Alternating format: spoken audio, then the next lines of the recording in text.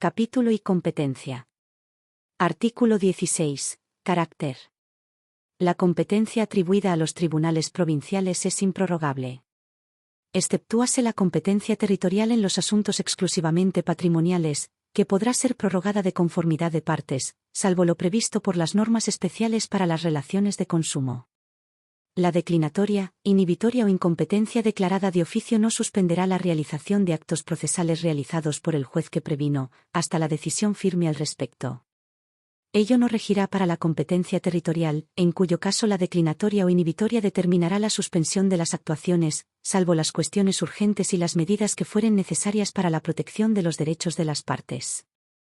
Artículo 17. Prórroga expresa o tácita. La prórroga se operará si surgiere de convenio escrito mediante el cual los interesados manifiesten explícitamente su decisión de someterse a la competencia del juez a quien acuden. Asimismo, para el actor, por el hecho de entablar la demanda, respecto del demandado, cuando la contestare, dejare de hacerlo o pusiere excepciones previas sin articular la declinatoria. Artículo 18. Indelegabilidad. La competencia tampoco podrá ser delegada, pero está permitido encomendar a los jueces de otras localidades la realización de diligencias determinadas. Artículo 19. Declaración de incompetencia. Toda demanda deberá interponerse ante juez competente y, siempre que de la exposición de los hechos resultare no ser de la competencia del juez ante quien se deduce, deberá dicho juez inhibirse de oficio. Consentida o ejecutoriada la respectiva resolución, se remitirá la causa al juez tenido por competente. No procederá la declaración de incompetencia de oficio fundada en razón del territorio, en los asuntos exclusivamente patrimoniales, salvo lo previsto por las normas especiales para las relaciones de consumo. Artículo 20. Reglas generales. La competencia se determinará por la naturaleza de las pretensiones deducidas en la demanda y no por las defensas opuestas por el demandado.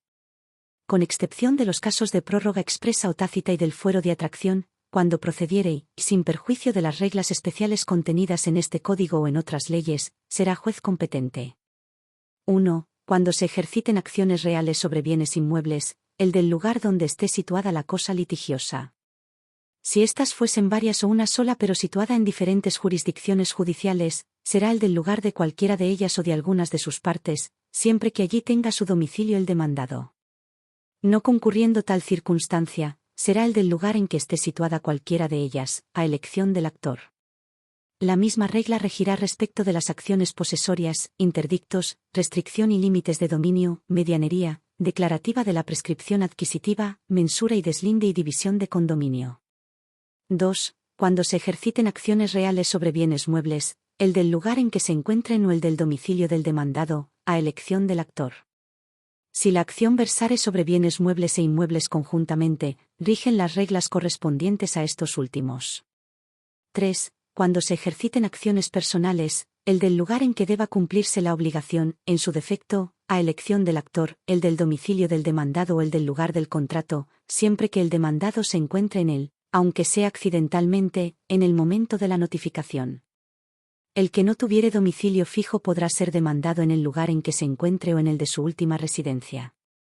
4. En las acciones personales derivadas de delitos o cuasidelitos, el del lugar del hecho o el del domicilio del demandado, a elección del actor.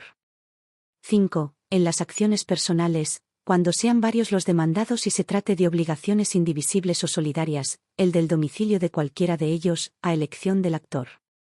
6. En las acciones sobre rendición y aprobación de cuentas, el del lugar donde éstas deban presentarse, no estando determinado, el del domicilio del obligado, el del domicilio del dueño de los bienes o el del lugar en que se haya administrado el principal de estos, a elección del actor. 7. En las acciones fiscales por cobro de impuestos, tasas o multas, salvo disposición en contrario, el del lugar del bien o actividad gravados o sometidos a inspección, inscripción o fiscalización, el del lugar en que deban pagarse o el del domicilio del deudor, a elección del actor. La conexidad no modificará esta regla. 8. En los pedidos de segunda copia o de rectificación de errores de escrituras públicas, el del lugar donde se otorgaron o protocolizaron. 9. En la protocolización de testamentos, el del lugar en donde deba abrirse la sucesión. 10. En las acciones de las relaciones societarias, el del lugar del domicilio social inscripto, a falta de inscripción, el del lugar fijado en el contrato, en su defecto el del lugar de la sede social, aunque la demanda se iniciare con posterioridad a su disolución o liquidación, siempre que no hubiere transcurrido el plazo de prescripción de la acción. 11. En los procesos voluntarios, el del domicilio de la persona en cuyo interés se promuevan, salvo disposición en contrario. 12. Cuando se ejercite la acción por cobro de expensas comunes de inmuebles sujetos al régimen de propiedad horizontal o cualquier otra acción derivada de la aplicación de ese régimen, el del lugar de la unidad funcional de que se trate. Artículo 21. Reglas especiales. En toda acción accesoria y a falta de otras disposiciones, será juez competente el que previno, salvo el supuesto de medidas decretadas por juez incompetente, en el que intervendrá quien resultare competente en definitiva. Capítulo 2. Cuestiones de competencia. Artículo 22. Procedencia. Las cuestiones de competencia solo podrán promoverse por vía de declinatoria, con excepción de las que se susciten entre jueces de distintas circunscripciones judiciales, en las que también procederá la inhibitoria. En uno y otro caso, la cuestión solo podrá promoverse antes de haberse consentido la competencia. Elegida una vía no podrá en lo sucesivo usarse otra. Artículo 23. Declinatoria e inhibitoria. La declinatoria se sustanciará como las demás oposiciones previas y, declarada procedente, se remitirá la causa al juez tenido por competente. La inhibitoria podrá plantearse hasta el momento de deducir oposiciones o de contestar la demanda si aquel trámite no se hallara establecido como previo en el proceso de que se trata. Artículo 24. Planteamiento y decisión de la inhibitoria. Si entablada la inhibitoria el juez se declarase competente, librará oficio o exhorto acompañando testimonio del escrito en que se hubiere planteado la cuestión, de la resolución recaída y demás recaudos que estime necesarios para fundar su competencia. Solicitará, asimismo, la remisión del expediente o, en su defecto, su elevación al tribunal competente para dirimir la contienda. La resolución solo será apelable si se declarase incompetente. Artículo 25. Trámite de la inhibitoria ante el juez requerido. Recibido el oficio o exhorto, el juez requerido se pronunciará aceptando o no la inhibición. Solo en el primer caso su resolución será apelable. Una vez consentida o ejecutoriada, remitirá la causa al tribunal requirente, emplazando a las partes para que comparezcan ante él. Si mantuviere su competencia, enviará sin otra sustanciación las actuaciones al tribunal competente para dirimir la contienda y lo comunicará sin demora al tribunal requirente para que remita las suyas. Artículo 26. Trámite de la inhibitoria ante el Tribunal Superior. Dentro de los 5 días de recibidas las actuaciones de ambos jueces, el Tribunal Superior resolverá la contienda sin más sustanciación y las devolverá al que declare competente, informando al otro por oficio o exhorto. El juez que requirió la inhibitoria, notificado de la situación por el requerido, deberá enviar un legajo de copias formado con todas las actuaciones cumplidas en sus estrados al Tribunal Superior, en el plazo de 10 a 15 días, según la distancia, bajo apercibimiento de tenerlo por desistido de su pretensión. Artículo 27. Sustanciación de los procedimientos. Las cuestiones de competencia se sustanciarán por vía de incidente. No suspenden el procedimiento, hasta el estado de dictar sentencia, y seguirá su trámite por ante el juez que previno, salvo que se tratare de cuestiones de competencia en razón del territorio. Los conflictos positivos y negativos de competencia cuando no existiese entre los jueces involucrados Tribunal Superior Común, serán resueltos en única instancia por el Superior Tribunal de Justicia de la provincia. Artículo 28. Contienda negativa y conocimiento simultáneo. En caso de contienda negativa o cuando dos o más jueces se encontraren conociendo de un mismo proceso, cualquiera de ellos podrá plantear la cuestión de acuerdo con el procedimiento establecido en los artículos precedentes. Capítulo 3. Recusaciones y excusaciones. Artículo 29. Recusación sin expresión de causa. Los jueces de primera instancia podrán ser recusados sin expresión de causa, en las jurisdicciones que haya como mínimo dos jueces con la misma competencia. Las partes podrán ejercer esta facultad en su primera presentación. Caso contrario, no podrán ejercer en adelante la facultad que confiere este artículo. También podrá ser recusado sin expresión de causa un juez de la Cámara de Apelaciones y del Superior Tribunal de Justicia al día siguiente de la notificación de la primera providencia que se dicte. No procede la recusación sin expresión de causa en los procesos de ejecución, colectivos y tercerías. Artículo 30. Límites. La facultad de recusar sin expresión de causa podrá usarse una vez en cada caso. Cuando sean varios los actores o los demandados, solo uno de cada parte podrá ejercerla. Artículo 31. Consecuencias. Deducida la recusación sin expresión de causa, el juez recusado se inhibirá pasando las actuaciones, dentro del primer día hábil siguiente, a la mesa general informatizada para que las radique ante un nuevo juez, sin que por ello se suspenda el trámite, los plazos, ni el cumplimiento de las diligencias ya ordenadas. Si en su primera presentación el demandado recusara sin expresión de causa y promoviere la nulidad de lo actuado, dicha nulidad será resuelta por el juez que entienda en definitiva. Artículo 32. Recusación con expresión de causa. Serán causas legales de recusación. 1. El parentesco por consanguinidad dentro del cuarto grado y segundo de afinidad con algunas de las partes, sus mandatarios o letrados. 2. Tener el juez o sus consanguíneos o afines dentro del grado expresado en el inciso anterior, interés en el pleito o en otro conexo, o sociedad o comunidad con algunos de los litigantes, procuradores o abogados, salvo que la sociedad fuere anónima. 3. Tener el juez pleito pendiente con el recusante. 4. Ser el juez acreedor, deudor o fiador de alguna de las partes, con excepción de los bancos oficiales.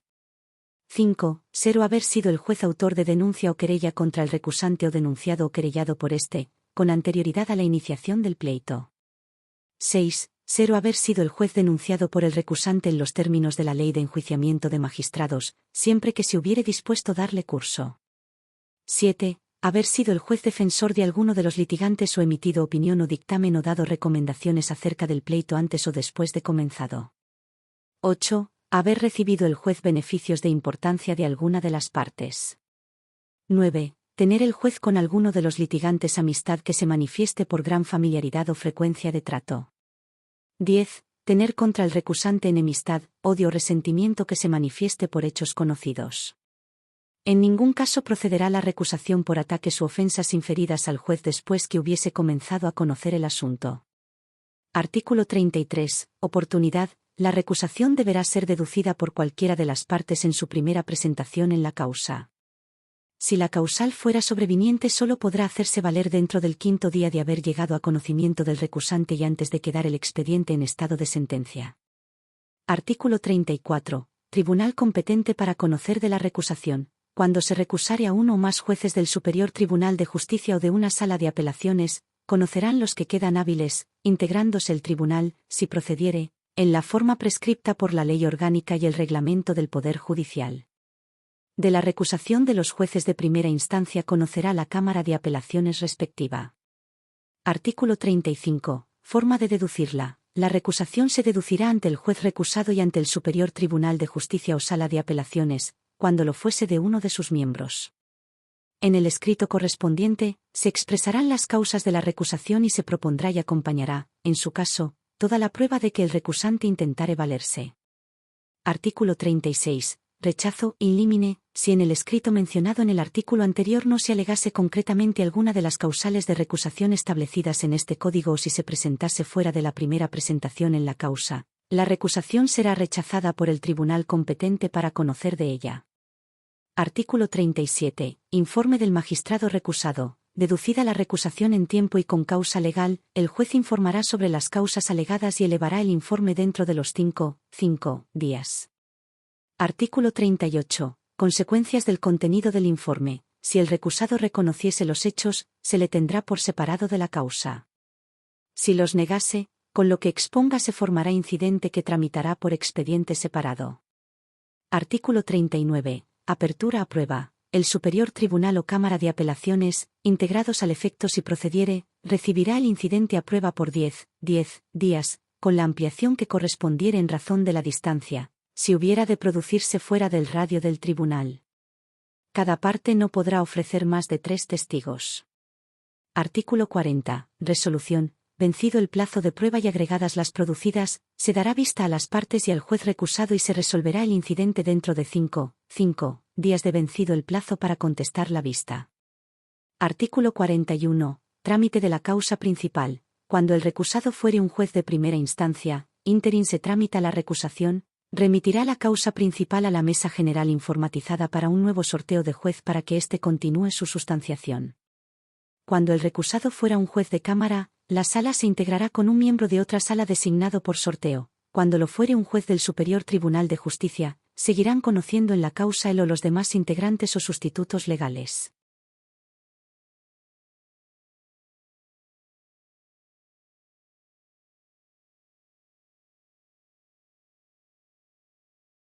Artículo 42. Efectos. Admitida la recusación, el juez recusado quedará separado de la causa y el expediente quedará radicado definitivamente ante el juez subrogante, con noticia al juez recusado, aun cuando con posterioridad desaparecieren las causas que la originaron.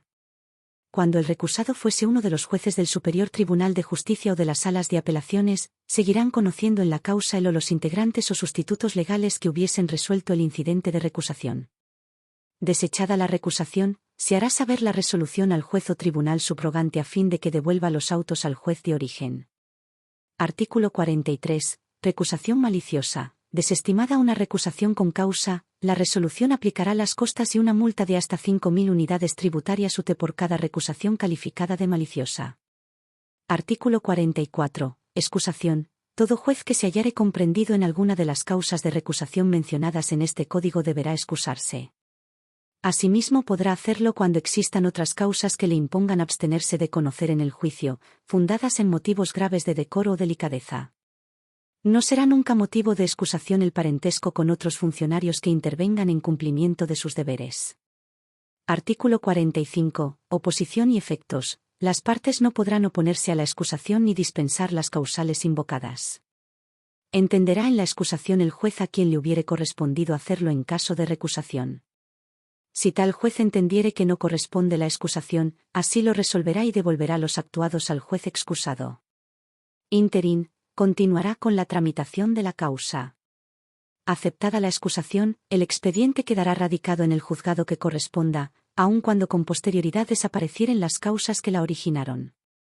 Artículo 46. Falta de excusación, incurrirá en las causales de mal desempeño previstas en la Constitución Provincial, 1957 a 1994, para la remoción de los magistrados judiciales, el juez a quien se probare que estaba impedido de entender en el asunto y a sabiendas haya dictado en él resolución que no sea de mero trámite. Artículo 47. Ministerio Público. Los funcionarios del Ministerio Público no podrán ser recusados.